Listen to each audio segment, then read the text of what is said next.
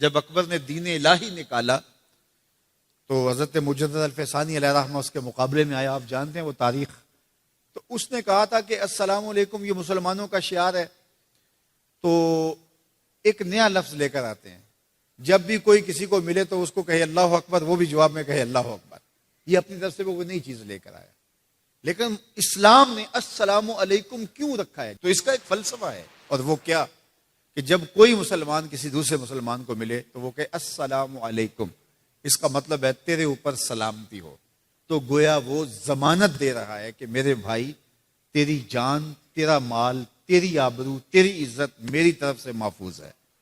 میں تجھے ضمانت دیتا ہوں سلامتی کی. اور وہ آگے سے کیا کہتا ہے؟ وعلیکم السلام. اچھا تو اگر مجھے ضمانت دیتا ہے تو تو میری طرف سے بے فکر ہو جا. تیری آبرو میری آبرو ہے, تیری عزت میری عزت ہے, تیرا مال میرا مال ہے, اس لیے میری طرف سے تجھے کوئی فکر نہیں ہوگی. اب ایک دوسرے سے انہیں خطرہ نہیں ہونا چاہیے, ایک دوسرے کو ضمانت دے چکے ہیں, عہد کر چکے ہیں.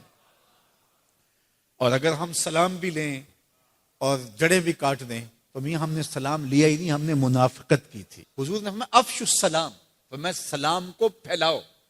یعنی سلام کو پھیلاؤ گے تو امن پھیلے گا. سلام سلامتی سے ہے, یہ آپ امن دیتے ہیں. ہارون الرشید کے زمانے میں ایک شخص کو سزائے موت کا حکم ہو گیا. تو اس قیدی سے پوچھا سزائے موت سے قبل تیرا آخری حق. اس نے کہا کہ میں بادشاہ سے ملنا چاہتا ہوں. انہوں نے کہا ٹھیک ہے. بادشاہ کو کہا کہ سزائے موت کا قیدی ہے, تو وہ کہتا ہے میں بادشاہ سے ملنا چاہتا ہوں. بادشاہ نے کہا لے آؤ. تو دربار لگا تھا, تو وہ قیدی زنجیروں میں جکڑا ہوا لایا گیا. اس نے کہا السلام علیکم. بادشاہ نے کہا وعلیکم السلام. آخری خواہش پوری ہو گئی. جلاد لے جانے لگے, قتل کرنے لگے. کہا تو مجھے قتل نہیں کر سکتے. کہا کیوں؟ کہا بادشاہ نے میری ضمانت دے دی ہے, مجھے آزاد کر دیا. بادشاہ نے کہا میں کب کی ہے؟ کہا تم نے کہا نہیں وعلیکم السلام, تمہیں سلامتی ہو. تو جس کو تم سلامتی کہہ چکے ہو تو کیا اس کے اوپر سزا ہو سکتی ہے؟ تو بادشاہ مسکرانے لگا, کہا جاؤ میں نے اس کو آزاد کیا. وعلیکم السلام کہہ دیا تو پھر سلامتی ہوگی نا. اسی لیے ہم کہتے ہیں حضور پہ سلام پڑھا کرو. حضور پر جب سلام پڑھو گے تو حضور بھی سلام کا جواب دیں گے.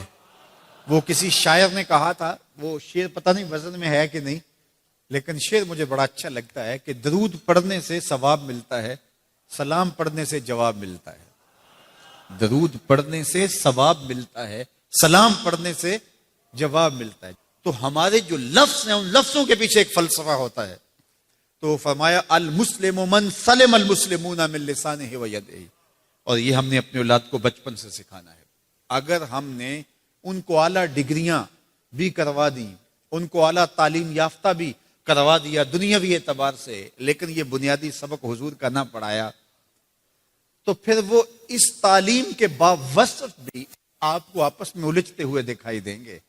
اعلیٰ ڈگریوں کے باوجود بھی آپ ایک دوسرے کا گریبان ان کو نوچتا ہوا آپ دیکھیں گے, اس لیے کہ انہوں نے اسلام کا یہ بنیادی سبق تو ماں کی گود سے پڑھا ہی نہیں ہے. یہ پڑھانا ہے کہ مسلمان وہ ہوتا ہے جس کے ہاتھ سے, جس کی زبان سے دوسرا مسلمان محفوظ رہے.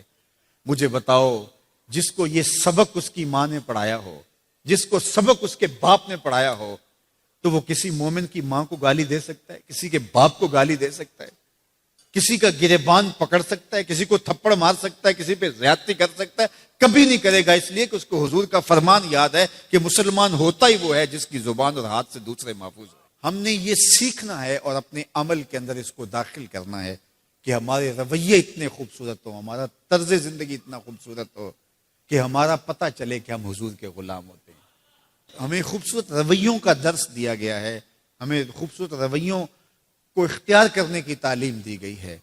تو ہم اپنے آپ کو دیکھیں اور ہم اپنے دل کو صاف کریں, اپنی زبان کو صاف کریں, اپنی آنکھوں کو پاکیزہ بنائیں, اپنی سوچوں کو عفت دیں, اور دیکھیں کہ ہم کھڑے کہاں ہیں. جس کے 2 دن برابر ہیں, آج کا اور کل کا, تو وہ خرابی پہ ہے. سرخرو وہ ہے کہ جس کے دونوں دنوں کے اندر واضح فرق ہو, ہر لمحہ اس کا بہتری کی طرف چلا جا رہا ہو, تو وہ ترقی کی طرف ہے, ورنہ وہ تنزل کا شکار ہو رہا ہے. تو ہمیں یہ سبق دیا گیا کہ قد افلح من تزکا, کامیاب وہی ہوا جس نے اپنے من کو ستھرا کیا, اپنے باطن کی صفائی کی, اپنے اندر کو پاک کر